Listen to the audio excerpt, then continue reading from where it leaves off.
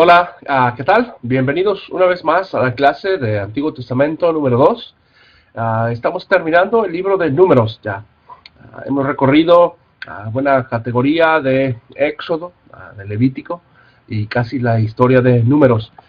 En realidad, una buena historia, tenemos muchos personajes, muchos eventos y sobre todo que esas son enseñanzas, ¿verdad? Habíamos dicho, este es el Torah, la Torah. Enseñanzas que nos enseñan, que nos muestran, que nos dan como ejemplo modelos que podemos nosotros usar para tomar decisiones el día de hoy en nuestras vidas. Ah, para nosotros son importantes porque nos llevan a Jesucristo, porque nos separan de un mundo de problemas, de angustias, al darnos santidad, al darnos identidad. Nos da características que el reino de Dios necesita tener. Hoy en día hay muchos problemas, muchas necesidades que a veces el mundo nos enseña a hacer exactamente lo contrario. Nos enseña que no hay que amar al prójimo, sino hay que aplastar al prójimo. Hay que tomar lo más que se pueda. Hay que robar lo más que se pueda. Hay que abusar, ¿no? Si alguien deja algo, tómalo, quítalo, úsalo. En realidad lo que queremos es evitar eso. Queremos ser personas de la palabra de Dios. Queremos ser personas que sean compasivas, amorosas y sobre todo que puedan buscar una relación con Dios, que se amen ellos mismos, ¿verdad? Ama a tu prójimo como a ti mismo. Y dentro de todo eso queremos hacer una oración. Para empezar, queremos hacer este principio de clase y así podemos empezar nuestra lectura del día de hoy. ¿Por qué no oramos entonces? Padre Celestial, Dios Todopoderoso, queremos honrarte el día de hoy, en esta mañana, en este día, en esta tarde, porque tú eres poderoso, Señor. Eres Dios creador, eres Dios que ha hecho tantas cosas por nosotros que solamente queremos honrarte y glorificarte porque eres extraordinario en tus conocimientos, en tu inteligencia, en tu sabiduría. Pero dentro de todo eso has decidido escogernos a nosotros, al habernos hecho a tu imagen y a tu semejanza, Señor. Queremos pedir que vengas a reinar en nuestras vidas, que vengas a participar en lo que estamos haciendo, para que todo sea algo digno de tu nombre, algo digno del trabajo que tú quieres que hagamos. Padre Santísimo, gracias también por la oportunidad que tenemos de leer esta escritura, de poder tener estos textos a nuestra disposición. Y Señor, queremos ser fieles, queremos ser personas que respetamos el texto, tu autoridad divina a través de estas palabras. Y Señor, cuando rompamos esto, que nos separemos, que veamos que somos egoístas, perdónanos, Señor. Extiéndenos tu gracia. Fortalece a estos estudiantes, a estos hermanos, a estas hermanas, en sus diferentes ministerios, como mamás, como papás, como hijos, como esposos, esposas. Gracias, Padre, porque a lo largo del tiempo siempre eres tú el que hace que nosotros veamos la vida mejor. Acompáñanos pues, bendice a la escuela que permite estos estudios y gracias por todo lo que nos da, Señor Santísimo. Oramos a través de nuestro Señor Jesucristo. Amén. Entonces estamos en el libro de Números, ¿verdad? Estamos en esta parte tercera de la clase, en donde en realidad Dios está con Israel y dijimos antes de un proceso de identidad, está forjando en ellos el poder vivir en base a lo que Él ha hecho, en base a lo que Él es. Empezamos siempre la historia con el yo soy, siempre, ese es el fundamento principal. Él es, nada más, es suficiente. Al Él ser, por lo tanto, determina que todos nosotros somos llamados por Él.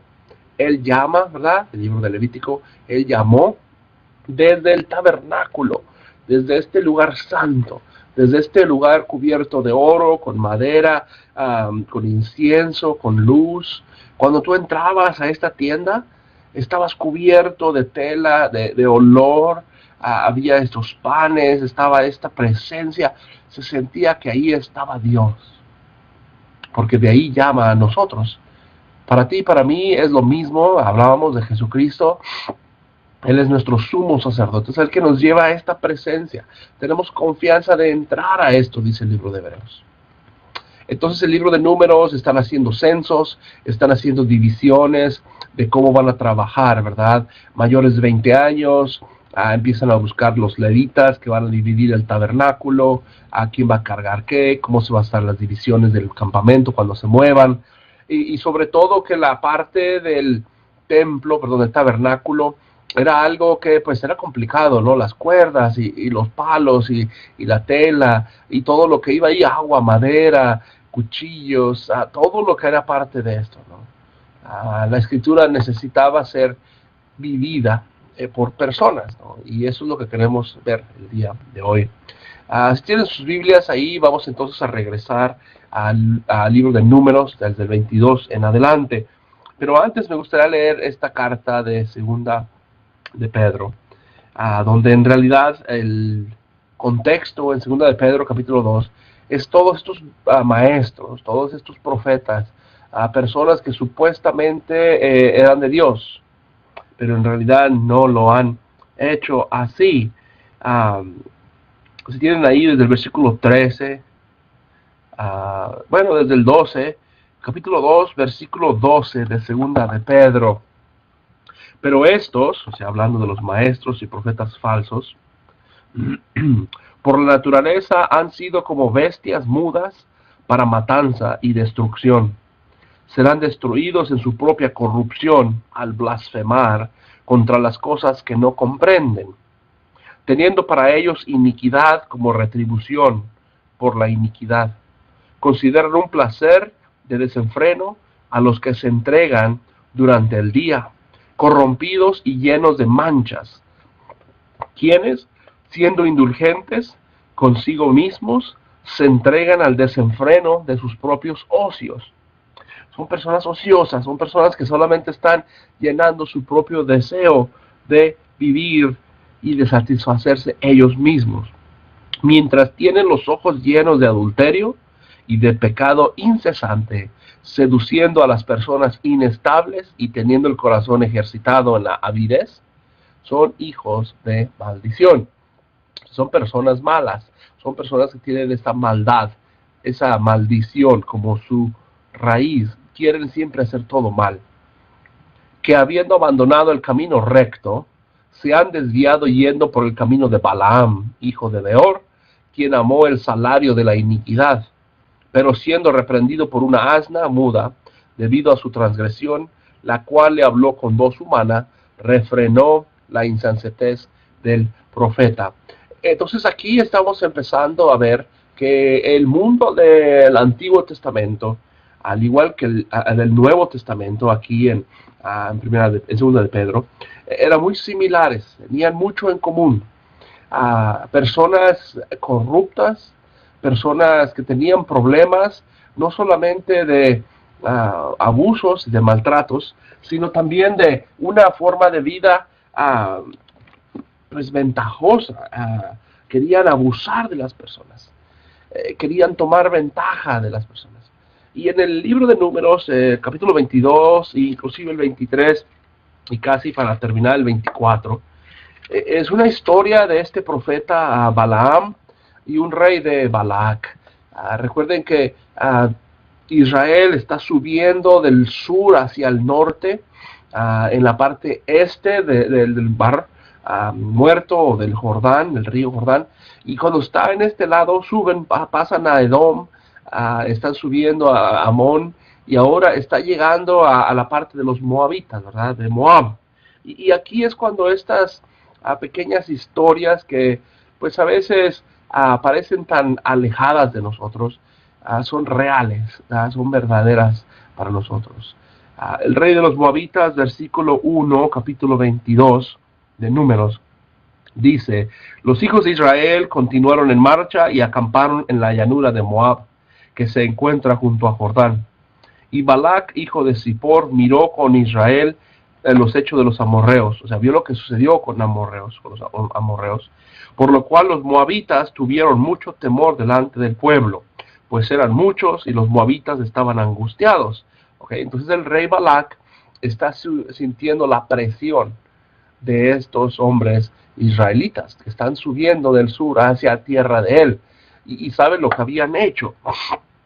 Por eso dice el versículo 5: entonces mandó emisarios a llamar a Balaam, hijo de Beor, intérprete de sueños, que vivía cerca del río en la tierra de los moabitas, amonitas, diciendo: he aquí que un pueblo salió de Egipto y cubre la superficie de la tierra, y aquí están acampados frente a mí. Entonces la historia va a ser que este rey Balac va a pedir apoyo, ¿verdad? Que venga este profeta Balaam.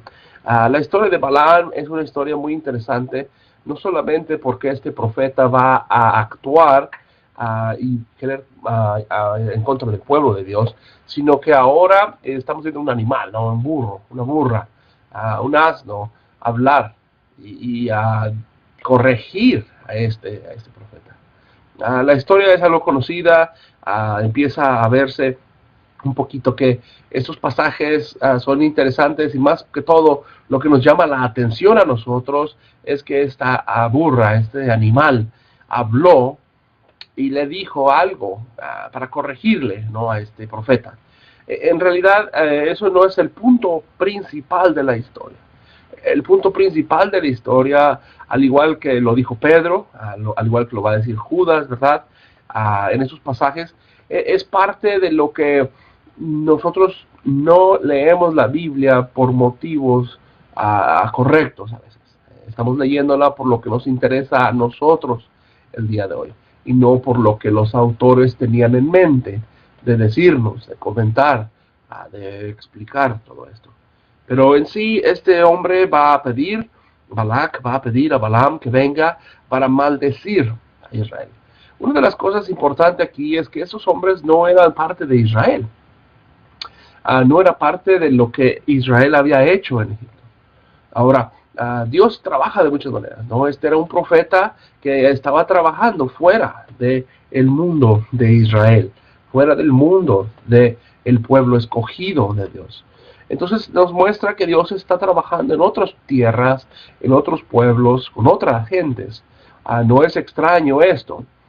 Nos debe de ayudar esto porque hay muchas cosas que la iglesia está haciendo y hará más allá de lo que nosotros vemos, más allá de lo que tú y yo entendemos, ¿verdad? No queremos olvidar esto. Dios trabaja cuando Él quiere y como Él quiere. Ahora, esta persona, el profeta Balaam, no va a querer venir, ¿verdad? Y él preguntó: no podemos. Versículo 7: enseguida los ancianos de Moab y los ancianos de Medián partieron con sus dádivas para adivinación en sus manos, y fueron a Balaam y dieron a conocer las palabras. Entonces estos hombres llegan con regalos, con dinero, con pues todo lo que ellos veían como apropiado, ¿verdad?, para convencer a Balaam y maldiciera a ese pueblo, ¿no? Ellos están esperando que si él podría bendecir a ellos y maldecir a Israel, que iban a salir victoriosos, ¿verdad? Aquí el problema es que ellos están siguiendo un camino equivocado porque no solamente estamos hablando que hay un camino de Israel, sino que ellos, al no estar con Israel, podrían haber seguido la voluntad de Dios. ¿Okay? Al final de la historia, Él va a bendecir a Israel 3 veces, ¿verdad? Lo va a bendecir en 3 diferentes ocasiones. Entonces la historia es algo interesante, porque el ángel de Jehová aparece aquí. En sus Biblias, el versículo 22, el capítulo 22, la ira de Dios se encendió contra él cuando iba, y un ángel de Jehová se paró en el camino para ser a su adversario suyo. Él iba montado en su asna y 2 siervos lo acompañaban. Entonces él no iba solo, iba con sus 2 siervos, sus ayudantes, sus aprendices. Y cuando él está ahí, al ver el asna, el ángel de Jehová, versículo 23, se paró en el camino con su espada desvainada, ¿no? El animal vio a este ángel de Jehová. El asna se apartó del camino y se fue por un campo. Entonces ella va caminando por el camino cuando ve a este ángel, ella se sale del camino, entra a un campo, ¿verdad? Sale del camino, y esto, claro, a Balaam la azotó, ¿verdad? Versículo 23, golpea al animal. Entonces el ángel se paró en la vereda de un viñedo. Entonces ella ya está entrando al viñedo, donde está el campo, ¿no? Las uvas. Y cuando el ángel se pone ahí también, estaba cerca de ambos lados. El asna vio el ángel y pegó contra unas cercas, ¿ok? Y presionó el pie. Entonces el animal ahora se pega más, pero ya era una cerca, ya estaba en el terreno, la casa, el territorio de alguien que vivía ahí. Balaam contra la cerca y la azotó de nuevo. Entonces el pie de Balaam es azotado en la pared. Ahora él le pega al animal por segunda vez, y el ángel de Jehová se paró más delante y se paró en un sitio estrecho, donde no había manera alguna de hacerse a un lado, ni a la derecha, ni a la izquierda. Al ver la asna, el ángel de Jehová se echó debajo de Balaam. Entonces Balaam se hendió en su ira y la azotó de nuevo. Entonces el asno lo que ve es que el ángel ahí está, el camino es muy estrecho, ella solamente se tira al suelo, ella se sienta, ella se pone en una posición de ya no quiero caminar más. El profeta se enoja y la golpea por tercera vez. Y por eso, versículo 28, Jehová abrió la boca de la asna, y esta habló, ¿verdad? Esta dijo, ¿a qué te hice para que me hayas azotado 3 veces? Y Balaam contestó al asna, porque te has burlado de mí. Si tuviera una espada en mi mano, te mataría ahora mismo. Entonces, estas respuestas de comunicación, ellos no están sorprendidos que la asna habló, simplemente están sorprendidos de lo que estaba sucediendo, ¿no? Esto es lo que estamos hablando del camino recto y el camino equivocado. Ellos iban en un camino que no deberían de haber ido. Él no debería de haber salido para ir a ver a este rey Balac. ¿Okay? De alguna manera le dieron regalos, le dieron dinero, le dieron influencia, ¿verdad?, para hacerlo. Ahora, el versículo 30, la asna contestó a Balaam, ¿no soy yo tu asna sobre la cual has montado desde tu juventud hasta el día de hoy? ¿Acaso me he comportado contigo de esta manera? Y él contestó, no. Entonces Jehová abrió los ojos de Balaam, y el ángel vio al ángel de Jehová parado en el camino, con la espada desenvainada y empuñada. Entonces él se inclinó y se postró sobre su rostro. Entonces la historia es algo interesante, porque ¿por qué Dios no abrió los ojos de Balaam desde el principio para ver el ángel? La idea es que se salió del camino, ¿okay? Y esto es lo que estamos queriendo tomar como lo más importante de la historia. El asno supo el camino correcto. Cuando estás enfrente de Dios, necesitas humillarte, bajar tu voz, bajar tus piernas, humillar, estar delante de su presencia. Y él es lo que debería haber hecho desde el principio. En pocas palabras, un asno, un animal, actuó mejor que el llamado profeta de Dios. Esta fama que empieza a tener Jehová en esta zona es lo que vamos a ver como un aroma bueno. Dios está creciendo a Israel en esta tierra y está moviendo todo para que ellos conquisten la tierra. Y nosotros tenemos que aceptar esto, al igual que ellos lo aceptaron para que dejaran conquistar la tierra, ¿no? Israel tenía que conquistar, por lo tanto, el pueblo, los pueblos, como en este caso Moab, deberían de haber recibido a ellos y de haber dejado que la voluntad de Dios fuera. Ahora entonces esto continúa, el pasaje habla mucho de este camino que él se debería haber quedado. Entonces este proceso de sacrificios y todo van a suceder ahora. El rey Balac, ¿verdad?, le dijo que hiciera sacrificios, ¿verdad? Desde el versículo 37, desde el versículo 35, Jehová había dicho a Balaam que solamente dijera lo que él quería. Versículo 35, ve con los hombres, pero harás solamente lo que yo te diga. Entonces Balaam fue con los príncipes de Balac. Entonces ahora Balac va a recibir a Balaam pero Balaam ya fue dicho por el ángel exactamente lo que debería de hacer, solamente lo que yo te diga, solamente lo que yo te diga. Y entonces Balaam contestó a Balac: he aquí que ahora he venido a ti, versículo 38, ¿acaso hay algo que yo pueda decir? Pero hablaré solo lo que Dios me diga. Entonces al principio este Balaam no estaba haciendo lo correcto, pero ahora sí él está hablando. Wow, si mi animal que ha estado conmigo por mucho tiempo, la historia que tenía con ese burro, con ese asno, era buena, y él me ayudó, me salvó la vida, yo debería de escuchar también a este Dios, ¿verdad? Entonces salieron y los llevó a Kiriat Hitzrot, versículo 39, y Balac sacrificó bueyes, ovejas, y mandó a Balaam y a sus príncipes que estaban con él. Entonces este proceso va a empezar a hacerse, ellos van a sacrificar igual, es lo que se había hecho desde el principio, ¿no? Como gente que no era de Israel directamente, sí eran descendientes de Abraham y de Isaac, y pues desde Caín y de Abel, ¿no? Entonces este servicio de adoración a Dios a través de sacrificios de animales, ellos no recibieron de la ley. Él no está sacrificando aquí como siguiendo la ley de Moisés. Él está sacrificando lo que ellos hacían en su tierra, los moabitas, y lo que ellos veían como justo delante de Dios, ¿no? Lo que su conciencia les había permitido.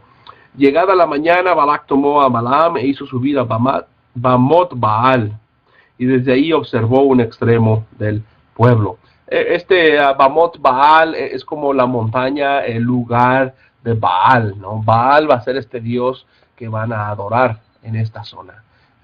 Entonces, todos estos sacrificios, todos estos holocaustos que está hablando aquí, no es en el contexto de Dios, de Jehová, del Dios todo omnipotente de Israel, lo están haciendo en este Dios que es Baal, B-A-A-L, Baal. Entonces se paran aquí y dice: por favor, este sacrificio, ellos no quieren, ellos sacrifican los animales, y esto es lo que contesta el profeta. Levantó su voz diciendo, versículo 7, esto es lo que va a decir Balaam aquí: desde Aram me ha traído Balac, rey de los moabitas, desde las montañas del oriente, para decirme: ven, maldíceme a Jacob, y ven, destruye a Israel. ¿Cómo maldeciré a quien Dios no ha maldecido? ¿Cómo destruiré a quien Jehová no ha destruido?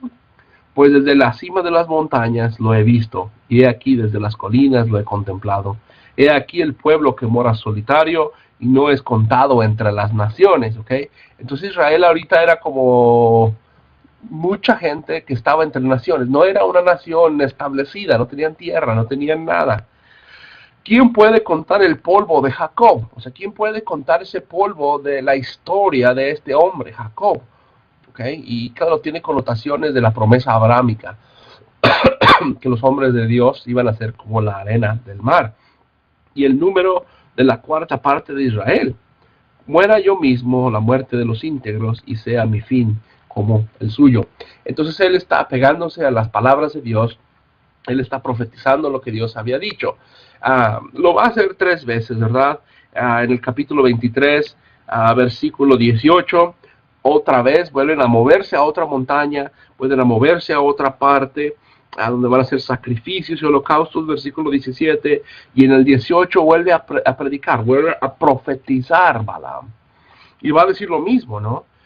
Presta atención. Dios no es hombre para que mienta, ni hijo de hombre para que tome consejo. Él dice y hace, y sus palabras permanecen para siempre. Entonces él va a profetizar, va a decir que Israel no va a ser destruido. Por eso el 24, he aquí un pueblo que se levanta como un león, que se yergue como un león, que se echará hasta que devore su presa y beba la sangre de los que ha matado. Entonces esto es lo que estaba viendo. Israel es como un león listo para atacar, para comerse a su presa y devorar su sangre. Claro, esto a Balac no le gusta mucho, ¿verdad? Y dice el 28, lo condujo hasta la cima de Peor, o sea, otra montaña que está ahí cerca. Prepararon más sacrificios, más holocaustos. Y dice esto el versículo 24, capítulo 24, versículo 1. Al darse cuenta Balaam que esto había pasado ante los ojos de Jehová, que bendijera a Israel, no fue como en otras ocasiones a buscar su augurio. Entonces la tercera vez Balaam ya no va a buscar respuesta de Dios, sino que él va a alzar sus ojos, versículo 2 del capítulo 24, y acampando las tribus, dijo, Balaam, hijo de Beor, ha dicho, el nombre cuyos están abiertos ha hablado. El que ha escuchado las palabras de Dios ha dicho, el que tuvo una visión de Dios mientras estaba caído, pero con sus ojos abiertos. Cuán hermosas son tus tiendas, oh Jacob, tus moradas, oh Israel. Entonces, en pocas palabras, las tres partes, los tres momentos de bendecir a Israel fueron palabras de Dios. ¿Okay? Balaam termina hablando por Dios después de su camino equivocado, que él se había ido. Por eso el versículo 10, se encendió la furia de Balac en contra de Balaam. El rey está enojado. Y dijo en sus manos, palmeándolas, o sea, golpeando sus manos, así como que golpeó sus manos, estaba enojado. Y dijo, te llamé para que bendicieras, pero que maldicieras a mis adversarios, pero he aquí que los has colmado de bendiciones. Entonces, vete de tu tierra y regresa, ¿verdad? Entonces, ¿cómo en realidad no podemos recibir lo que Dios quiere con buenos corazones, ¿no? Balac, en vez de estar contento de lo que iban a hacer con Israel, él está triste, él está enojado, pues claro, va a morir su gente, ¿no? Sus descendientes van a morir. Por eso es importante recordar estas tres lecciones de la historia. Que Jehová hizo un pacto irrevocable con Israel para darle esa tierra. Un pacto que se había hecho desde Abraham, es un pacto que se repitió a Jacob, a las tribus, a José, inclusive a Moisés ahora a través de la ley, y por eso termina haciendo la historia algo importante para nosotros reconocer que el pecado de la gente, como dijo segunda de Pedro, es fuerte, ¿okay? El dinero nos controla mucho a nosotros, nos controla mucho. En 2 de Corintios 2:17 dice, porque no somos como los demás que diluyen las palabras de Dios, sino que hablamos de acuerdo a la verdad, como de parte de Dios. Entonces no podemos nosotros dejar de hablar lo que Dios quiere. No nos podemos vender, ya sea por dinero o por conveniencia o por buena reputación. Tenemos que hablar lo que Dios quiere que hablemos. La otra cosa importante es que hay una diferencia entre dones y frutos espirituales. El don que él tenía de profetizar tiene que ser igual que los frutos que iban a producir. Los frutos es lo que va a producir el mensaje que él da, y el mensaje que él da es verídico, es verdadero. Ellos van a ganar, ¿no? Israel va a ganar. Por eso Dios, de muchas veces y de distintas maneras, habló a los profetas, ¿verdad? A nuestros padres por medio de profetas. En estos días finales nos ha hablado por medio del Hijo, a quien constituyó heredero de todo y mediante la cual hizo el universo. Entonces hoy en día no tenemos que buscar profetas, no tenemos que buscar nadie como Balaam, o como sueños, o como cualquier otra forma de comunicación con Dios, solamente a través de Jesucristo, ¿verdad? A través de Jesucristo. El versículo 25, Balaam se levantó y se fue de regreso a su casa, y Balac se marchó por su camino. Entonces esta es la idea, regresó a sus caminos, regresó a la forma que él había sido antes. Él no cambió lo que oyó de Balaam para ahora ser diferente, sino que él continúa haciendo esto. Entonces lo que va a suceder es que Israel, en vez de pelear a ellos, y es como una introducción de lo que va a suceder en Moab, estamos hablando de diferentes caminos. El camino de Moab era adorar a este dios de Baal, ¿no? A este dios de Baal, a Baal Peor, la montaña de Peor, dijimos. Entonces, parece que es como algo malo en español, algo peor, no, pero no estamos usando la palabra peor como español, sino el nombre, ¿no? De este lugar donde estaba Baal, ¿verdad? Ahora, la palabra Baal en hebreo solamente quiere decir honorable, o quiere decir la palabra maestro, ¿okay? Es como la palabra rabí en el Nuevo Testamento. A Jesús le decían rabí, maestro, maestro. O como cuando estás en la escuela y tienes un profesor o algo así, una persona educada, una persona que tiene un lugar de posición, como un don, como alguien importante, ¿no? Ahora eso lo utilizaban para decir en el mundo espiritual, ¿no? Este es un honorable, era un Dios honorable. Entonces la palabra Baal se relaciona con muchos tipos de dioses. Cuando leemos en el Antiguo Testamento no era un solo Dios llamado Baal, sino la palabra Baal quiere decir honorable. Entonces ellos fueron a adorar a los honorables, a los dioses, que ellos daban su honra y su gloria, ¿no? Por tradición estos dioses pedían bebés, pedían infantes, que fueran sacrificados a ellos, los traían y los mataban, los sacrificaban vivos a esos bebés. Era un tipo de rito de ellos para satisfacer lo que pedían a los Baales. Por eso es algo difícil de entender la palabra, pero en realidad es algo que nos puede ver similar el día de hoy con tantos dioses, ¿verdad? Hoy en día los dioses piden lo mismo a nuestros hijos, los piden a nuestros hijos desde que están chiquitos. Si van a jugar fútbol, no los piden, nos quitan nuestros hijos, las escuelas los consumen. Son diferentes dioses, ¿verdad? Los dioses de la escuela, de los entendimientos y todo esto. Pero entonces lo que sucede es que versículo 1, capítulo 25, mientras Israel moraba en Sittim, el pueblo empezó a fornicar con las hijas de Moab. ¿Okay? Entonces eso quiere decir que había hijas ahí de Moab y estos hijos de Israel estaban teniendo relaciones sexuales con ellas.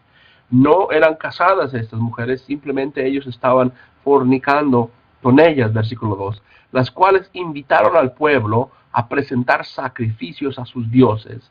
Y el pueblo comió y se sentó y se postró ante sus dioses. Y así se hizo Israel y se inició en el culto de Baal Peor, ¿verdad? Este versículo que es originario. ¿Dónde empieza Israel a adorar a Baal Peor? En los moabitas, ¿verdad? En Números 25. Entonces el furor de Jehová se encendió contra los hijos de Israel, y Jehová dijo a Moisés: toma a todos los jefes del pueblo y dispérsalos ante Jehová, ante la luz del sol, y se apartarán de mí ardiente ira a los hijos de Israel. Entonces Dios va a utilizar el sol como una manera de justificar a ellos de su respuesta, ¿verdad? De matarlos. Y dice el versículo 5, luego Moisés y a los jueces de Israel: cada uno de ustedes mate a los varones que se ha iniciado en el culto de Baal. Entonces Moisés va a interceder y va a dejar, Dios los va a poner en el sol y va a dejar que mueran. Pero Moisés dice: no, mejor hay que matar solamente a los que estaban adorando a este Dios. Y aquí vino un varón israelita y se presentó ante sus hermanos y se allegó a una mujer madianita a la vista de Moisés y a la vista de toda la congregación de los hijos de Israel, mientras ellos lloraban a la entrada del tabernáculo. O sea que aquí está un hombre israelita que había tenido una relación sexual con una mujer moabita. Cuando él llega al tabernáculo y está llorando con ella, como que ellos quieren seguir su vida, como una historia de Romeo y Julieta, ¿no? Ellos están juntos y se quieren y quieren estar viviendo juntos y todo.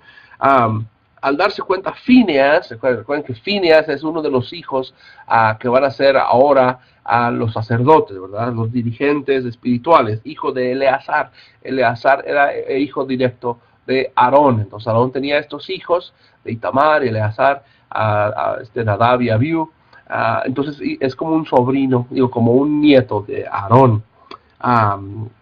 Hijo del sacerdote Aarón, se levantó de entre la congregación y tomando una lanza en su mano, o sea, él tomó una lanza en su mano, y varón israelita se la introdujo en la alcoba, ¿okay? Entonces él entra y mata al israelita, atravesó a ambos en el vientre, ¿okay? Entonces este hombre israelita estaba teniendo relaciones sexuales con esta mujer, y es cuando entra en la alcoba, en el cuarto. Fineas con esta espada, con esta lanza, los penetra a los dos, y así cesó la mortandad repentina entre los hijos de Israel. Entonces, como siempre, el juicio de Dios, ellos no están siguiendo que van a tomar la tierra. Eran hombres muy libertinajes, ¿no? Muy abiertos, y entonces por eso así cesó la mortandad repentina entre los hijos de Israel. Yo creo que entonces aquí de la muerte repentina, el versículo 9, murieron durante la mortandad 24,000 personas. 24,000 personas que después Fineas, hijo de Eleazar, hijo del sacerdote Aarón, hizo que se apartara mi furor ante los hijos de Israel, pues fueron movidos en los celos de Jehová.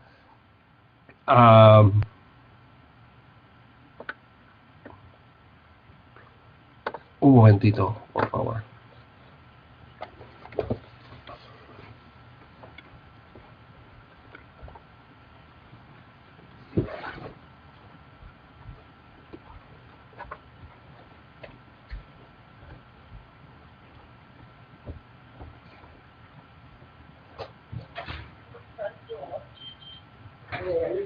No, I just paused it. No, Is this everything? Later. Yeah, that's it. Okay, cool. Well, this is the movie. Oh, that's okay. I talked to you in the morning about it. Okay, that's okay. Cool. Thanks a lot. We'll see you later. Bye.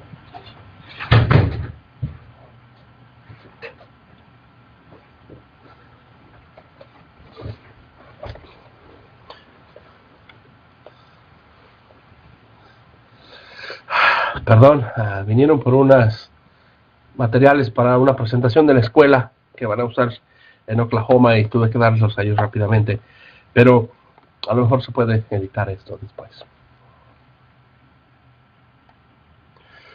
Ok, entonces estábamos en el capítulo 25 cuando está Fineas, este sacerdote que va a matar a ellos, va a atravesarlos con esta lanza, ¿verdad?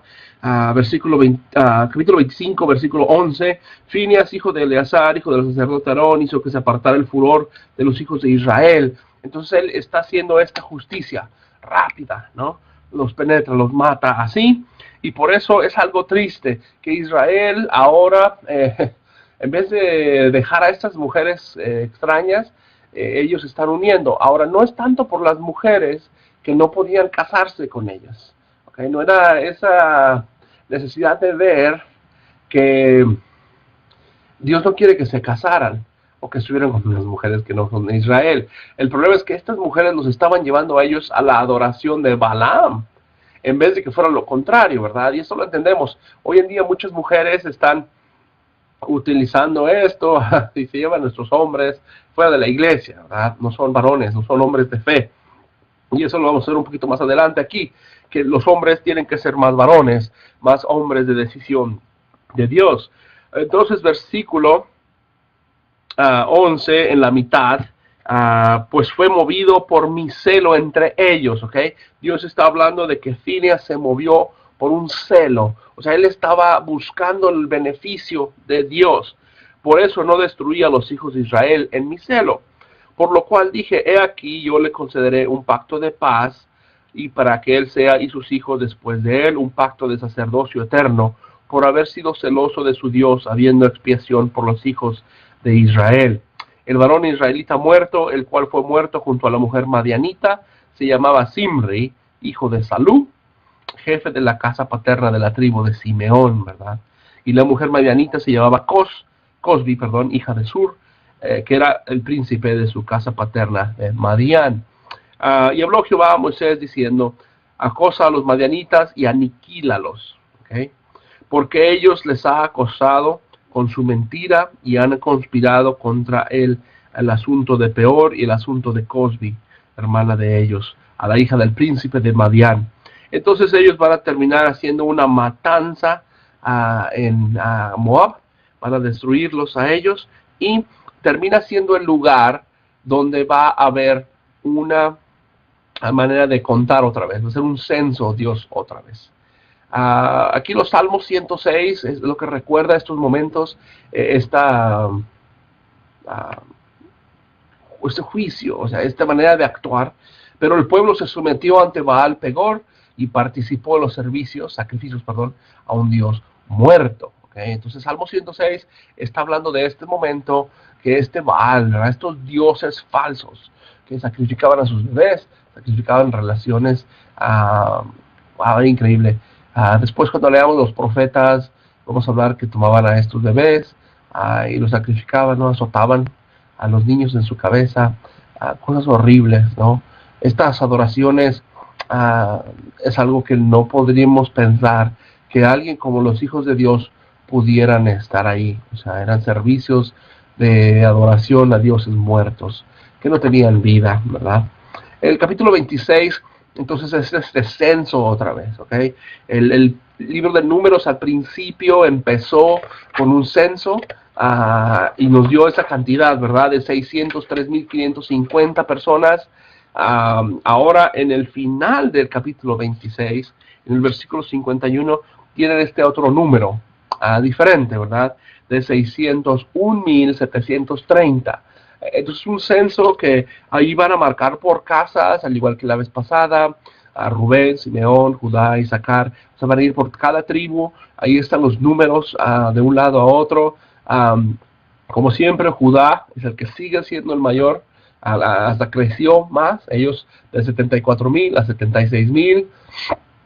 Eso quiere decir que de la gente que murió en diferentes momentos de justicia, que quemaron o que se los tragó la tierra, o siempre que la gente había sido juzgada, los de Judá no fueron. Todos eran de las otras tribus, ¿no? De otras tribus que eran los que estaban haciendo las cosas equivocadas, como de Neftalí, por ejemplo, de 53.000 a 45.000. Son 8.000 personas que perdieron. Algunos de los que murieron eran esos 8.000, ¿no? Entonces, se puede notar quién había sido de Dios, quién había estado con Dios, y pues de Judá no fueron muchos de ellos, ¿verdad? Por eso dice el versículo 2 del capítulo 26, haga un censo a toda la congregación de los hijos de Israel, de los mayores de 20 años de las casas paternas, de los que puedan salir a la guerra. Entonces, otra vez una distribución de los censos para saber cómo tenemos gente mayor de 20 años, ¿verdad? Y todo esto sucedió en Moab, después de la guerra, después de que destruyen a los moabitas, ¿verdad? En el versículo 52 de este capítulo 26, la idea es que después que se sabe cuánta gente tiene cada tribu, se van a repartir la tierra, ¿verdad? Versículo 52, luego Jehová dijo a Moisés y le dijo, esos son los que han de repartir la tierra por heredad, de acuerdo al cómputo de los hombres. Entonces, según el número de gente, es la tierra que van a recibir. Cada uno recibirá su heredad según su número. Versículo 54. Por eso se llama el libro Números. Porque el libro de Números habla de números de gente, la cantidad del censo y cómo estos tomaron la tierra, ¿verdad? No obstante, versículo 55, la tierra será repartida por sorteo. ¿Okay? Entonces la tierra va a ser dividida por cantidad de gente, por los números que tienen, pero va a ser por sorteo. ¿Okay? Aquí va a ser por sorteo, por suertes, por tirar suertes. No sabemos cómo lo hicieron. ¿Okay? Solamente dice que lo hacían por suertes, por heredad a los hijos de las tribus. Entonces, a lo mejor vamos a ver que esto es como lo hacían con el Urim y el Turim, o estas piedras que tenía el sacerdote abajo de su manto, de sus piedras, de las 12 tribus, del efod, pero en realidad algo hacían ellos, ¿no? Tirar una moneda o darían una caja ahí con espacios y números y salía el número 1, algo allá. Y la idea es que Dios va a trabajar en ellos de esta manera. No hubo otra forma de explicar cómo quedó la tierra. Esto es importante porque cuando vemos el mapa y vemos dónde quedó Judá, dónde quedó Simeón, dónde quedó Neftalí, las secciones que tienen, la cantidad de tierra que tienen, siempre era parte de lo que a veces no fue más que Dios el que escogió como fuera. ¿Okay? La distribución de la tierra va a ser por eso. Versículo 56, la heredad se repartirá entre grupo más numeroso y menos numeroso según el sorteo. Entonces, por ejemplo, pudiera haber metido esta tierra de aquí para allá, se va a dar a esta persona, y escogieron a Manasés, o escogieron a Zabulón, o escogieron a Neftalí. No va a haber un orden específico de la tierra. No lo van a hacer por edades, no lo van a hacer por colores, estilos, dinero, capacidades. No. La manera que se escoge la tierra es por sorteo. Y fueron censados en los levitas por sus familias. ¿Okay? Entonces también van a hacer censo de los levitas otra vez. Y van a hablar de Gersón, de Coat y de Merari. Recuerden que estos tres, Coat, Merari y Gersón, son los que van a estar como los levitas dirigiendo. El tabernáculo lo dividieron en tres, y estas tres familias y sus clanes y sus familias estaban ahí, ¿verdad? Entonces ahí está enlistado los nombres. Versículo 60, Aarón le nacieron Nadab, Abiú, Eleazar e Itamar. 61, Nadab y Abiú murieron cuando ofrecieron algo extraño a Jehová, número 62, y su número fue de 23,000, todo varón mayor de un mes. Están hablando de levitas, ¿no? Levitas 23,000, perdón, 23,000, sí, versículo 62. Había muchos levitas, ¿verdad? Estos levitas son los que van a practicar ahora fuera de tierra. Ellos no van a tener tierra. Más adelante, en los versículos adelante, van a hablar de las casas, de los lugares de refugio de los levitas, donde van a vivir ellos, pero esta era una heredad. Entonces era una tierra grande. Necesitaban saber cuánta gente tenía. Estos números son interesantes solamente para saber pues que Israel era mucha gente, ¿no? 600,000 gentes caminando, mucha gente, mucha gente. Aquí vamos a llegar a una historia de las hijas de Zelofehad. Lo que va a terminar pasando es que estas mujeres van a quedarse sin varón, sin representación de varón, ¿verdad? Y no van a saber qué hacer con ellas. ¿Por qué? Porque los sorteos de la tierra se hicieron en base al padre de familia, ¿no? Entonces decían, toda esta tierra se va a dar a Manasés, y después decían, Manasés, ¿cuántos clanes tienes? No, pues tenemos 60 clanes, ok, los 60 clanes se van a dividir en cuántas familias, cada clan tenía 80 familias, 90 familias, y la dividía la tierra de esta manera. Ahora, cada familia y cada clan y cada tribu era representada por varones, ¿no? Entonces tenían el varón de Neftalí, y después tenían el varón del clan, y tenían el varón de la familia, y las mujeres no tenían parte, no tenían heredad, ¿ok? Por eso, dice el versículo 2, y se pusieron de pie en la entrada del tabernáculo temporal, o sea, estas mujeres, las hijas de Zelofehad, y reportaron a Moisés, al sacerdote Eleazar, y entre los príncipes de toda la congregación, y dijeron, nuestro padre murió en el desierto, aunque él no partió con el grupo que se levantó contra Jehová, con los que murió en Coré. ¿Okay? Él no era parte de los rebeldes, él no era parte de los que estuvieron en contra de Jehová, porque murió en sus pecados y no tuvo hijos. ¿Okay? Entonces él quedó sin hijos varones, hombres, y esas mujeres ahí están. ¿Por qué ha de desaparecer el nombre de nuestro padre ante su familia? Sobramente porque no tuvo hijo. Denlos heredad, perdón, denles a nosotros, denos y de edad entre los hermanos de nuestro padre. Y Moisés presentó su causa delante de Jehová. Aquí lo interesante es eso, que Jehová no había dado ley acerca de esto, ¿okay? La ley no consideraba todos exactamente los casos. Lo interesante es que Moisés lleva esto delante de Dios. Entonces la ley aquí comienza a realizarse según las necesidades del pueblo. Y es muy específica, ¿ok? Cuando él presenta la necesidad a Jehová, él va a responder y Jehová le va a decir algo, ¿ok?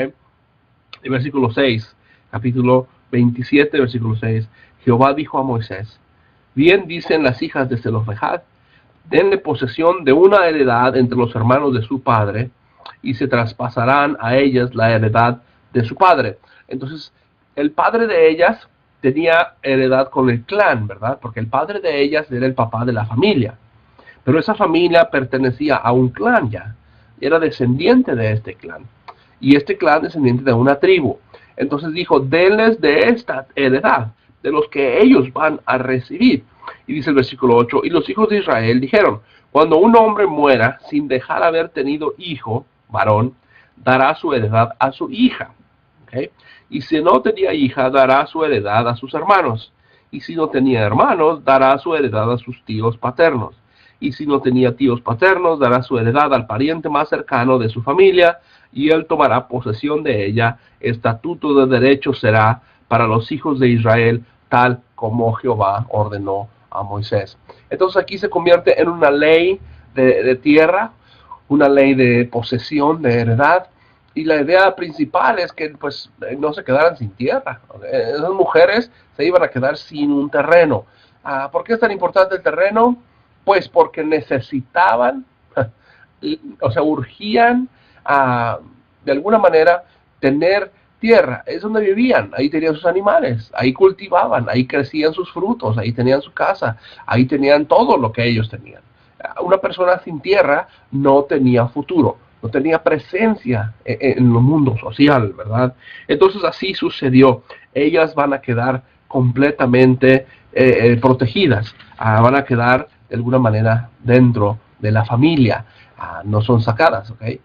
Es una buena historia, yo creo que la ley lo marca, lo recuerda a este momento para informarnos cómo es que reciben estas heredades, ¿verdad? Estas tierras. Esto sucede con Ruth, después vamos a ver que Ruth y con Boaz, Boaz recibe esta heredad y la tienen que dar a ellos. Entonces, interesante estas leyes, ¿no? Este es el origen de estas leyes. Lo que va a suceder después, el versículo 12 del capítulo 27, es cuando ya empiezan a buscar el sucesor de Moisés. Ya Moisés está viejo, ya Moisés está cansado, ya Moisés golpeó la piedra en vez de hablar la piedra. Ya Moisés está pues ya viejo, ya casi tendrá unos 120 años, ya está mayor, ya está a punto de morir. Entonces hay que buscar a alguien que lo busque, que lo suceda, perdón, a él. Por eso dijo Jehová a Moisés: sube a este monte y contempla la tierra que he entregado a los hijos de Israel. Entonces él sube a este monte, a Barim, y ve todas las montañas, ¿no? Él ve toda la tierra que está ahí. Y cuando hayas contemplado, tú también serás reunido a tu pueblo, como fue reunido a Aarón. Entonces, Dios está diciendo: sube, sube, sube. Y mira, toda esa tierra es la que les voy a entregar a los hijos de Israel. Por haberse rebelado contra mí en el mandato de Sin, durante la congregación, no haberme santificado las aguas que viste a ellos. Estas eran las aguas de Meriba, en Cades, en el desierto de Sin, dice la Escritura. Versículo 15, Moisés habló a Jehová y le dijo: Dios de los espíritus de toda carne, ponga un varón al frente de la congregación. Este Dios de los espíritus es una manera de referirse a Jehová. Jehová es descrito por Moisés como el Dios de los espíritus. ¿Qué quiere decir Dios de los espíritus? Es el Dios del mundo de los muertos. Recuerda, el espíritu del Shalom, de la parte donde va la gente, el Seol, cómo ellos podían pensar que Dios era Dios de los vivos. No, Dios también era un Dios de los muertos, de los antepasados, y Él es el Dios del futuro también. Por eso Él va a levantar un varón que se puso a hacer esto. Versículo 17, este varón que salga y entre delante de ellos, y para que los saque y los introduzca, para que la congregación de Jehová no sea como un rebaño sin pastor. Entonces, recuerden esta frase que Jesús dijo cuando entró a Jerusalén, y dijo: wow, este es como un rebaño sin pastor. ¿Okay? Cuando no hay un buen líder, cuando no hay un hombre de fe que esté enfrente, wow, es interesante, ¿no? Es interesante que la iglesia va a sufrir, va a sufrir. Por eso para nosotros tenemos que recordar que Dios son tres personas: Dios, Hijo e Espíritu. Es un Dios que nos bendice, nos ayuda a nosotros, al igual que bendijo a ellos. En estas pequeñas partes hemos visto que Dios es un espíritu, Dios es Dios Padre, y Dios es el ángel de Jehová que está actuando también. Entonces ahí vemos a los tres en el mismo movimiento. No es algo nuevo que apareció en el Nuevo Testamento. La gracia del Señor Jesucristo, el amor de Dios y la comunión del Espíritu Santo sea con todos ustedes, dice Pablo en su última oración, ahí en 2 Corintios 13. Entonces, de esa manera de ver a Dios en tres personas, ellos también tenían esto en el Antiguo Testamento. Ese Dios de los espíritus va a proveer y va a buscar un varón para que no se queden como ovejas perdidas, ¿no? Y por eso el versículo 18, Jehová dijo a Moisés: toma a Josué, hijo de Nun, un varón del cual está el espíritu, e imponle tu mano. Entonces aquí es el nombramiento de Josué. Él va a trabajar, va a ser el nuevo líder y va a ser puesto con el sacerdote Eleazar, versículo 19. Harás que se ponga de pie delante del sacerdote Eleazar y toda la congregación, y pon en autoridad en vista de ellos. Esto es muy importante, que Dios pone ahora a Josué enfrente, porque todo este pueblo podría haber hecho un caos, podría haber hecho una rebelión. ¿A quién van a seguir, no? Y la idea es que Dios tiene que públicamente escoger a Josué. Esto lo debes de hacer en la congregación, cuando escojas ancianos, cuando escojas diáconos, cuando pongas a alguien a dar una clase, dales la autoridad de hacerlo, porque si no la congregación no los va a respetar. La congregación no va a ver que tú como líder fuiste escogido. Ahora, cuando tú empieces un trabajo, una obra, no solamente la empieces por tus pantalones, por tu esfuerzo, por tu dedicación. Permite que Dios sea el que lo haga así, ¿verdad? Por eso lo escogió, dice versículo 22, entonces Moisés hizo tal como le había ordenado Jehová, y Josué y lo puso delante del sacerdote Eleazar, frente a la congregación, impuso sus manos y le puso su autoridad, tal como Jehová había hablado por medio de Moisés. Entonces esto va a suceder como una parte del hombre que va a dirigir a Israel, los nuevos hombres, y esto es lo que van a hacer, un gran sacrificio. Va a haber este gran holocausto, ¿no? Y aquí se resume en estos. Simplemente vean la cantidad de animales que sacrificaron. ¿Okay? Miren la cantidad de toros.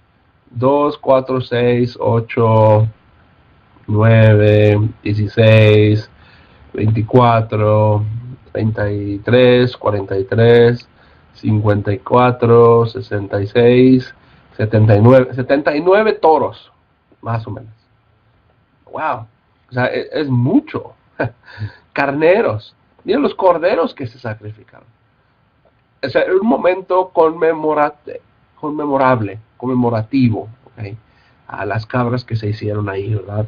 Estos sacrificios, estas ofrendas fueron hechas para presentarse como un olor grato delante de Dios. Versículo 2, daré orden a los hijos de Israel diciéndoles, tendrán cuidado al presentarme ofrendas de sacrificio y pan de mis ofrendas debido a su tiempo, en olor grato a mí. Entonces Israel está siendo educado, está siendo capacitado a hacer estos sacrificios. A Dios le agradaba esto. Y pues claro, es un gran evento, ¿no? Ofrendas de cereales, ofrendas de vino, de jugos, de novillos, wow, increíble de todo esto. En realidad el versículo 39 del capítulo 29, 39, esto prepararán para Jehová en el tiempo de sus fiestas, aparte de sus votos y de sus ofrendas voluntarias, sus holocaustos completos, sus ofrendas de cereal, sus libaciones, sus ofrendas. Libaciones son ofrendas de jugos, de uvas, de jugos de vino, algo líquido, ¿no? Esas son libaciones. Entonces Moisés dijo a los hijos de Israel todo lo que Jehová les había ordenado. Entonces este fin de liderazgo de Moisés está calificado con muchísima adoración, muchísimo sacrificio, la cantidad de toros, la cantidad de sangre que ha de haber salido de todo esto, el olor que habría en el campamento. Wow, increíble, ¿no? Si eras un niño chiquito y veías todo esto, imagínate el olor que había, todo lo que, ¿por qué está quemando tanto? Y ese humo que está ahí. Entonces Dios está cambiando el corazón de la gente, la mente de la gente. Y todo esto fue ahí en Madián, ¿verdad? Otra de las partes aquí, el capítulo 30, es este versículo de votos y juramentos. Los votos es cuando decías que ibas a hacer algo y jurabas, ¿no? Por Dios lo voy a hacer, o por mi padre lo voy a hacer, o por alguien, ¿no? Tomabas autoridad de algo sobre ti. Y por eso dice el versículo 1, capítulo 30, Moisés se dirigió a los jefes de las tribus de los hijos de Israel diciendo, esto es lo que Jehová ha ordenado. Cuando algún hombre haga a Jehová un voto o juramento, asuma alguna obligación, no faltará a su palabra. ¿Okay? Entonces, no podrían faltar a su palabra. Era como, habría de acuerdo todo lo que se comprometía. ¿Okay? Entonces, es lo que la Escritura nos dice en Santiago, ¿no? Que nuestro sí sea sí y nuestro no sea no. Si vas a decir, sí voy a hacer esto, hazlo. No voy a hacer esto, no lo hagas. Pero a fin de cuentas es más importante que tu sí sea sí y tu no sea no. ¿Okay? Si te prestaron 50 pesos, paga los 50 pesos. Sean hombres y mujeres de sus votos, de sus juramentos. Amaré a esta mujer hasta que la muerte nos separe, decimos en el matrimonio. pues quédate casado, no te divorcies por cualquier cosa. Si va a ser un juramento de dinero, yo voy a ofrendar tanto, ofréndalo. No lo puedes dejar de ofrender. Entonces esto va a suceder, y claro, va a haber aquí una lista de mujeres y de varones, pero a fin de cuentas es que el varón es el responsable. El varón es el responsable. Versículo 2 en adelante. No, versículo 3, perdón. Cuando una mujer haga un voto a Jehová y asuma obligación en su juventud, mientras está en el hogar de su padre.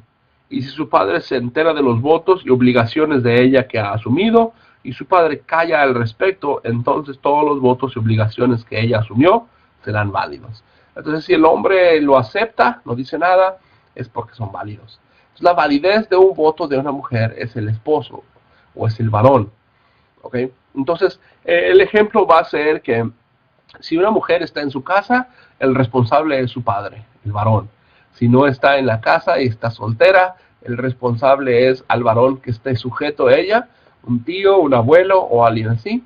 O si está casada, su responsabilidad es su esposo. ¿Okay? Su esposo es el importante.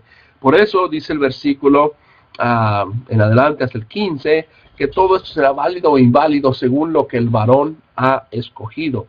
Versículo 16, estos son los estatutos ordenados por Jehová a Moisés, acerca de la relación entre un hombre y su esposa, entre un padre y su hija, durante su juventud, mientras permanezca en su casa.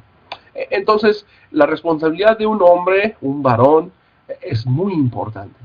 Es muy importante. En Génesis 1, cuando peca Adán y Eva, Dios llega a juzgar.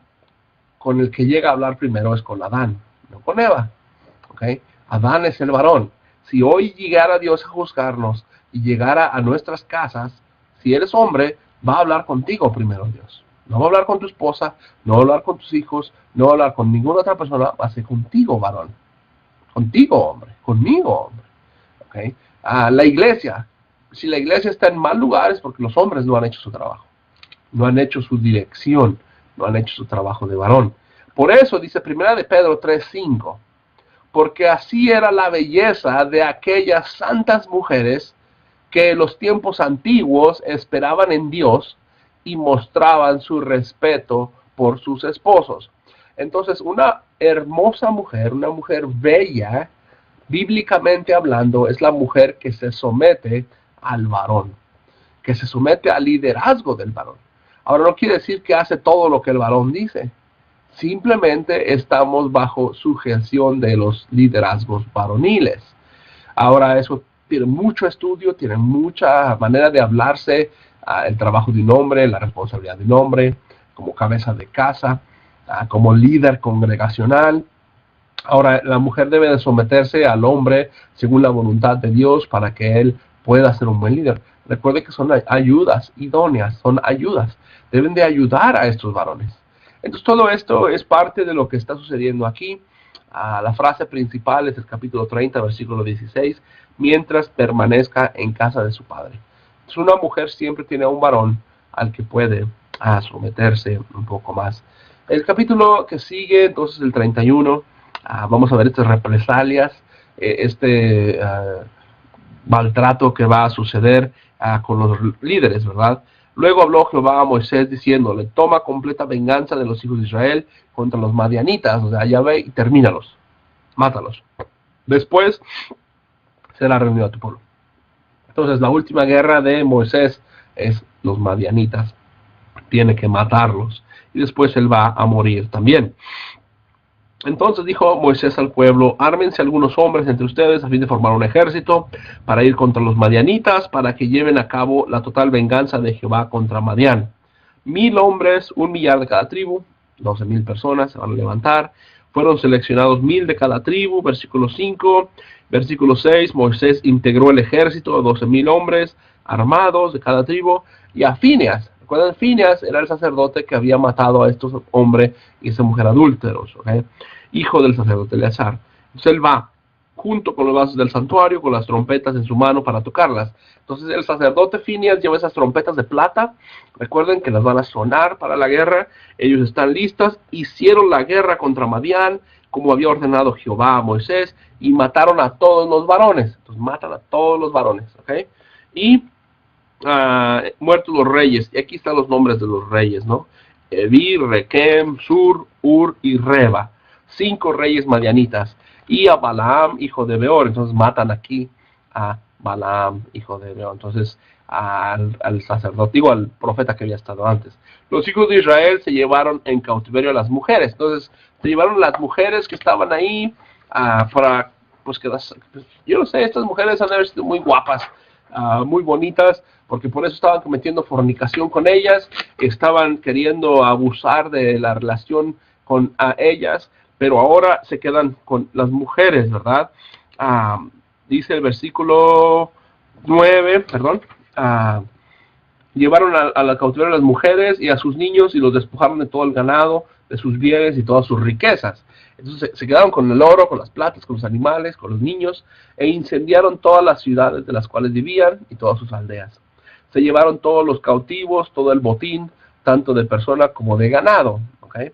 Y trajeron los cautivos y el botín del despoje ante Moisés, ante el sacerdote Eleazar y toda la congregación, el campamento que estaba en la llanura de Moab, junto al Jordán en Jericó. Entonces ellos siguen ahí en Moab, ellos acaban de destruir a los madianitas, están con un botín muy grande, pero Moisés se enojó con los oficiales y los comandantes de los capitanes que habían regresado. Entonces él está enojado, Moisés, y les dijo: ¿por qué han dejado con vida a las mujeres? Dijeron que las deberían haber matado. Pues ellas han sido causa de que los hijos de Israel escuchen consejos de Balaam. O sea, ellos estaban yéndose con otros dioses, deberían de haberlas matado también. Se rebelaron y cometieron iniquidad contra Jehová. Ahora el versículo 17, den muerte ahora a todos los niños, varones y todas las mujeres que hayan tenido relaciones íntimas con varón.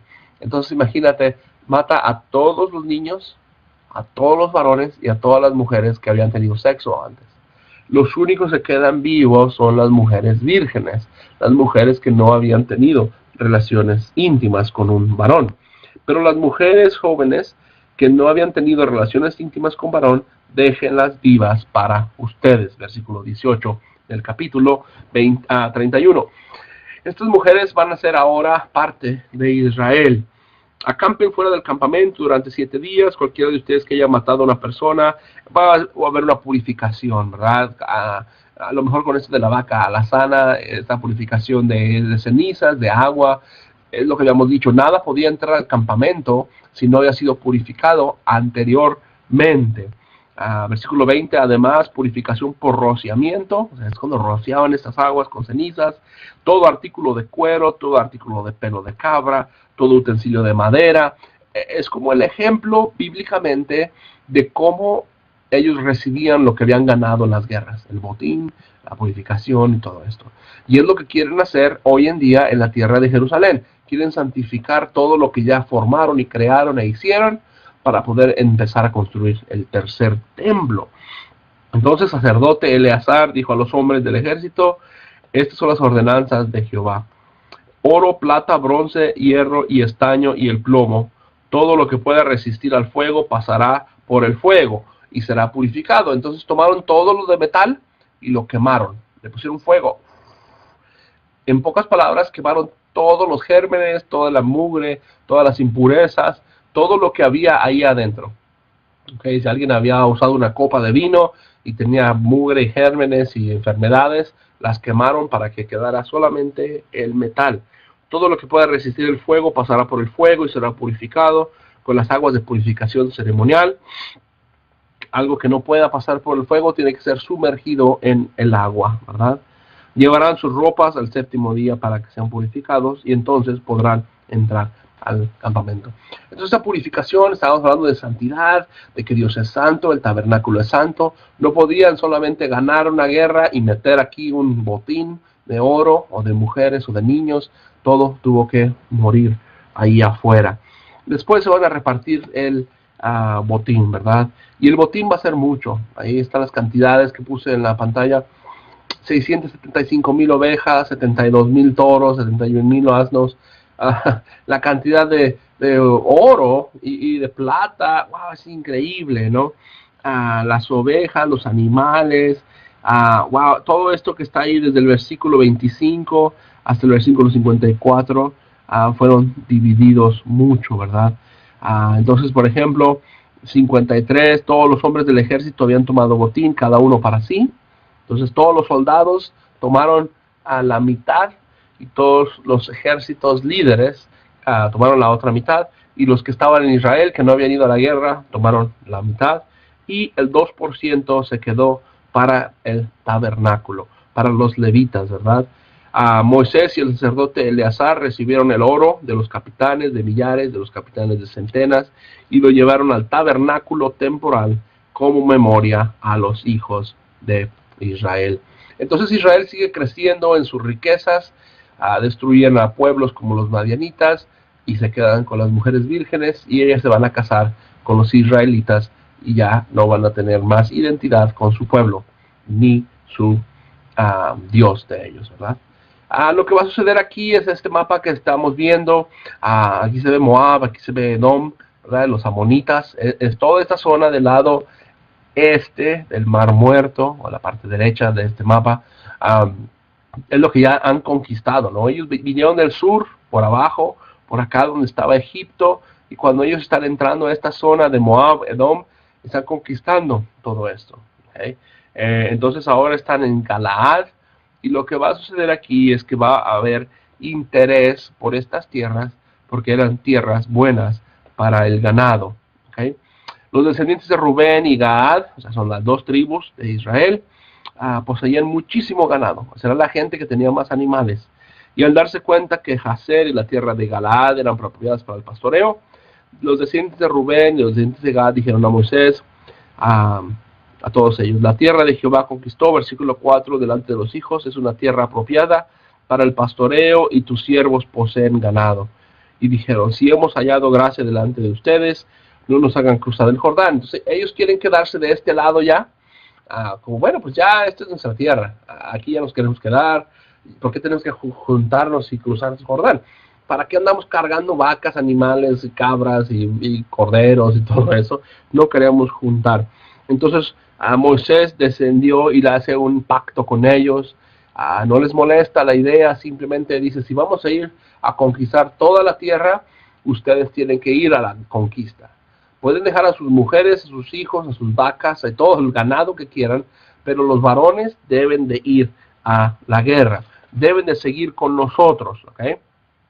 El versículo 23 dice: pero si no lo hacen así, habrán pecado contra Jehová, y sepan que sus pecados los alcanzarán. Entonces Moisés dice: está bien, quédense, pero tienen que seguirnos. Si no nos siguen, los varones a la guerra van a tener pecado. Versículo 24: edifíquense pues ciudades para sus niños y rediles para sus ovejas, y cumplan lo que han prometido. Entonces Rubén y sus descendientes de Gad, sus siervos, harán como nuestro Señor dijo. Y ellos entonces van a quedar en esta zona, por eso ahí en adelante esta va a ser la zona de ellos, ¿verdad? Y están los nombres ahí. Versículo 32: nosotros cruzaremos armados para la guerra delante de Jehová en la tierra de Canaán, y tomaremos posesión de nuestra heredad al otro lado del Jordán. Entonces, esta mini pacto que van a hacer, ellos van a cruzar, y lo van a hacer, ¿no? Cuando leamos en Josué, ya que está tomada toda la tierra, ellos dicen: bueno, pues vámonos de regreso, y se regresan a sus tierras, ¿verdad? A sus tierras. Entonces, lo que empieza es estas jornadas de Egipto, que se van a dividir. Estas son las jornadas de los hijos de Israel desde que partieron de la tierra de Egipto conforme a sus ejércitos. Entonces van a mostrar solamente lo que hicieron, ¿verdad? Van a explicar de dónde se movieron, cómo se acamparon. Es una descripción más gráfica, que los podemos estudiar a lo mejor un poco con un mapa, o a lo mejor viendo en diferentes recursos que tenemos hoy en día.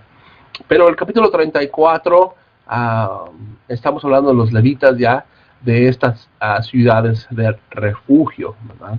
Lo que va a suceder es que ya que esté tomada toda la tierra, estas ciudades están prometidas por Dios para proteger a las personas, ¿verdad? El versículo 35, capítulo 35, perdón, versículo 1.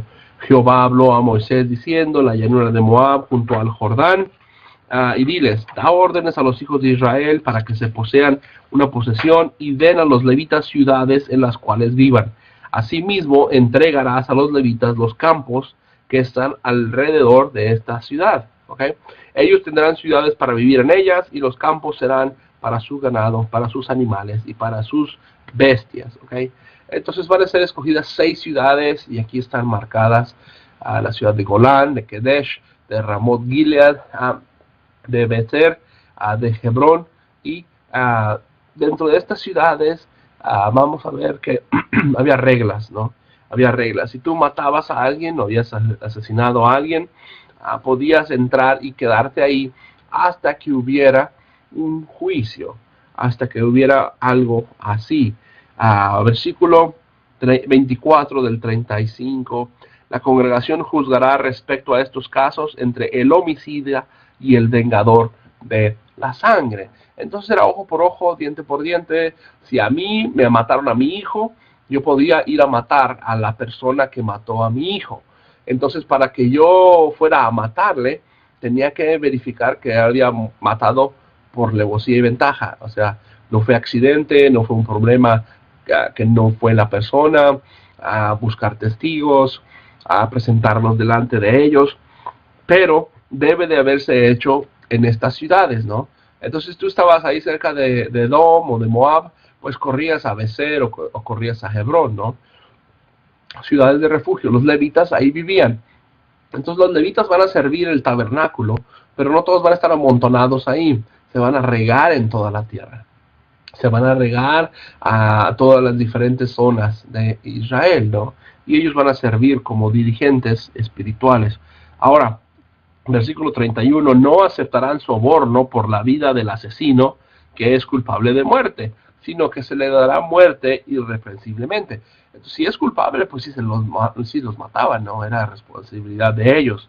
Tampoco aceptarán soborno para que escape de la ciudad de refugio y luego pueda volver a morar en las tierras hasta que muera como el sumo sacerdote. Entonces, si el sumo sacerdote le pagabas una lana, un dinero, una cantidad, una plata, dejaba ir a la persona, y ya cuando moría el sumo sacerdote tenían problemas, sino que ahora son ciudades de protección. ¿Okay? Dios lo que quiere es proteger a la gente de problemas que pueda tener. El último es este capítulo 36, ¿verdad? Para terminar el libro de Números, en donde en realidad ahora las hijas de Zelofehad, Zelofehad, ahora van a ser como el ejemplo para el problema que tenían. Versículo 1, capítulo 36. Entonces se acercaron los patriarcas de las familias de Galaad, hijo de Maquid, hijo de Manasés, de las familias de Manasés, hijos de José, Moisés delante del sacerdote Eleazar, delante de los príncipes de las cabezas de las casas paternas. O sea, se hizo toda una congregación. ¿Okay? Se juntó toda la gente para solucionar este problema. Y ellos dijeron, Jehová dio órdenes a nuestro Señor de entregar la tierra por edad de sorteo a los hijos de Israel, y asimismo Jehová dio órdenes a nuestro Señor de entregarle heredad a nuestro hermano Zelofehad, a sus hijas. ¿Okay? Entonces ya se vio que se dieron por orden la tierra, se dividió por suertes, y también dijimos que se le iba a permitir a este Zelofehad y sus hijas recibir porción. Ahora, ¿qué va a suceder si estas mujeres se casan? ¿Okay? Si estas mujeres se van a casar, pues ahora esa tierra va a ser de sus hombres, de sus varones, de sus esposos. Entonces, si ellas se van a casar, pues vamos a tener un problema. ¿Por qué? Porque ya va a haber revoltura de gente. Si yo era de Gad y me casaba con ellas, ahora mi tierra era de ellas y ellas de mi tierra. Entonces, donde estuvieran ahora sería tierra de Gad. Por eso, dice el versículo 3, pero ellas si llegan a casarse con alguno de las tribus de los hijos de Israel, las herederas de ellas serán quitadas por la heredad de sus padres, y se añadiría la heredad de las tribus a las cuales ellas pertenezcan. Así será quitada la parte de nuestra heredad. O sea, vamos a perder la heredad de ellos, ¿verdad? O sea que ellos eran de las familias de Manasés y ahora iban a perder eso. ¿Okay? si ellas pertenecían a Manasés y se casaban con las tribus de Neftalí, ya las tierras de ellas ahora iban a ser tierras de Neftalí, no de Manasés. Ese era el problema. El problema es que no podían perder la heredad, ¿no? Versículo 4, y cuando venga la restitución para los hijos de Israel, la heredad de ellas se añadiría a la heredad de las tribus de las cuales ellas pertenecieron. O sea, cada 7 años que se perdonaban deudas y todo esto, tenían que regresar a las tierras originales. Así la heredad de ellas será quitada para la heredad de la tribu de nuestros padres. Entonces, el problema es que se querían quedar con la tierra dentro de la tribu. A las mujeres a ser libres de casarse con otros hombres, no podría quedarse la tierra ahí. ¿Y qué sucede? Lo mismo que sucedió antes. Moisés va y consulta a Dios, ¿ok? Y es la ordenanza que dijo a Moisés, el versículo 6. Esto es lo que Jehová ha ordenado en cuanto a las hijas de Zelofejad. Cásense con el que bien les parezca, nada más que sea dentro de la tribu de la familia de su padre. Entonces las mujeres, las hijas de Zelofejad, no podían casarse con otros varones que no fueran más los de su misma tribu. De este modo, ninguna heredad de los descendientes de la transferida de la tribu a otra, o sea, no se va a perder esa tierra y se va pasando de tribu a tribu, ¿verdad? Porque cada descendiente de Israel se mantendrá ligado a la heredad de la tribu de su padre. Entonces no se podrían casar entre tribus. Si tú eres de Judá, no te puedes casar con de Neftalí o de Gad o de lo que sea, ¿no? Cualquiera hija que entre en posesión con una heredad en alguna de las tribus de los hijos de Israel se casará con uno de la tribu de la familia de su padre, a fin de que cada uno de los descendientes tome posesión de la heredad. Ninguna heredad será transferida a otra tribu y a otra familia. Así conservarán sus heredades. Entonces el cumplimiento es que ellas lo aceptan, ¿verdad? Ellas no tienen problema, ellos están de acuerdo en lo que sucede aquí. Y lo que termina diciendo aquí en el versículo 13, de este capítulo 36, es el final de un libro que nos mostró que Dios actúa con las leyes, pero actúa según las circunstancias, ¿okay? Y esto es lo que hay que mantener. La ley va a tener como los 10 mandamientos, blanco y negro, no matarás, no adulterarás, no lo que sea. Pero ahora termina siendo más interpretativa la ley, más específica la ley. Esta tradición es lo que va a llevar al Talmud, al Mishnah, o sea, todas estas interpretaciones después de lo que Dios había dicho. Moisés dijo algo, pero nosotros podemos modificarlo según las circunstancias que estamos viendo. Hay imposibilidades que la ley produce, y esas solamente son temporales o culturales. Por eso dice el versículo 13, estas son las leyes y las ordenanzas y estatutos que Jehová ordenó por medio de Moisés a los hijos de Israel en la llanura de Moab, el cual se encuentra junto al Jordán frente a Jericó. Entonces el capítulo final, el último versículo, tiene estos momentos, ¿verdad? Que vemos de un lugar que estaban en Sinaí, llegaron a otro lugar que están en Moab. Y la historia marcada entre Sinaí y Moab, pasando por Kadesh Barnea, Dios los cuidó. Hubo mucha muerte de aquellos que no siguieron a Dios. Y por eso tenemos mensajes que podemos aprender de este libro. Los números son importantes para Dios, pero sus promesas son más importantes. ¿Okay? No le importa que el censo haya bajado en cantidad de gente. Lo que le importa es que estén haciendo lo que Dios quiera. Lo sagrado de los hijos es de Dios, ¿ok? No es un juego. Es importante el papá, el varón, ser hombre de Dios. La mujer, y trabajar juntos. Y que la familia es importante. Los clanes, las tribus, cuiden a su gente. Empieza la importancia de Judá como la tribu mayor. Judá ya se empieza a notar como una tribu mayor, como algo más importante. Los primeros para Dios también, ¿no? Las primicias, los primogénitos, las ofrendas, los levitas, hasta los animales, ¿no? Hasta los primogénitos de los animales son de Dios. Siempre hay una restitución por el pecado con sangre y muerte. No podemos tener restitución y perdón de pecados si no hay sangre y muerte. Tenemos que hablar en serio con Dios. Si tus votos, tus promesas, si sí es sí, si no es no. Si sí es sí y es no. No podemos estar jugando y sí y no, sí y no, sí y no. Por eso el término es sal. Cuando hacían esas tortas de pan, les ponían sal, ¿recuerdan? Y esta sal era el pacto, era un símbolo de pacto. La sal representa pacto. Hey, estás en un pacto con Dios que tú sí sea sí y tú no sea no. Las fiestas son consagradas por la gente, no al contrario. Okay, la gente no santifica la fiesta santifica a la gente. Cuando la gente hacía la Pascua, cuando la gente hacía el holocausto, la ofrenda de paz, la expiación, todo esto, era porque la gente era bendecida, ¿verdad? No porque la fiesta bendecía a ellos. Recordar que las victorias en Jehová son dignas de escribirlas. Es bueno recordar todo lo que Dios ha dado victoria. Escríbelas, pon en un papel, en un libro, todo lo que tu congregación ha sido victorioso. Esa campaña, ese evento, esa cosa. Haz un libro de crónicas, de historias de tu iglesia, de tu congregación. Los diezmos es una manera de recordar que hay que ser dadores. Hasta los levitas daban el diezmo de los diezmos. Necesitamos ser dadores.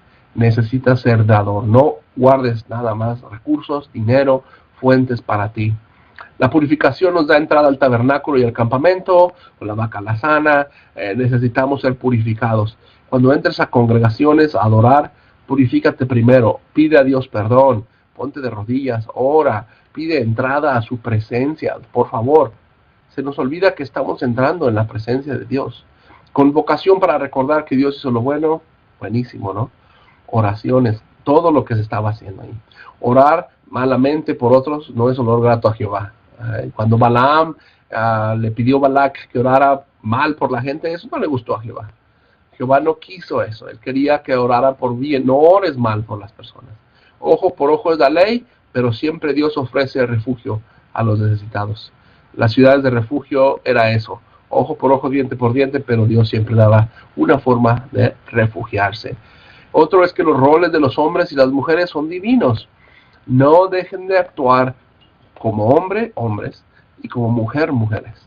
No cambiemos nuestros roles, no sean afeminados, no tengan maneras de pensar como mujer los hombres, que seamos escondidos, que dejemos que ellas hagan todo. Somos los hombres, nosotros somos los varones, somos los líderes. Las congregaciones necesitan varón, líder, que haga oraciones, que haga cantos, que predique, que se mueva, que organice el dinero, que mueva las campañas. Las mujeres ayudan a esto, pero el responsable es el varón, ¿verdad? Y que su sí sea sí y que su no sea no.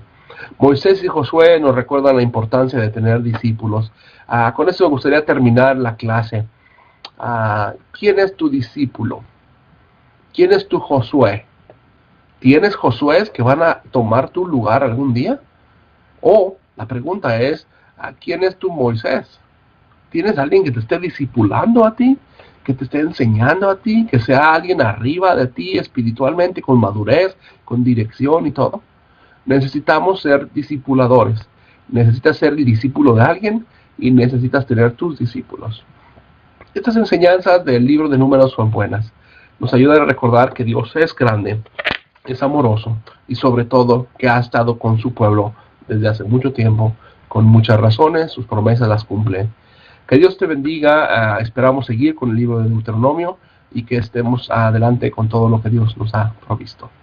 Gracias y buen día.